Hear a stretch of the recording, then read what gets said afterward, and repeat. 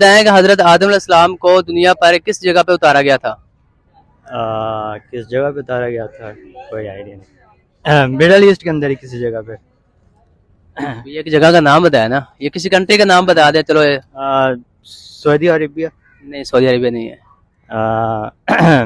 शाम। शाम भी नहीं है। अच्छा, कोई हिंट वगैरह?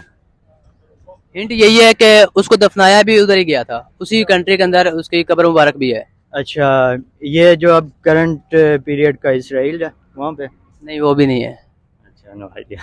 आप बता दें जवाब। मैं तो बता दूंगा, आप जरा सोचे। इराक। इराक भी नहीं है। यार इस तरह तो सारे कंट्री आ जाएंगे।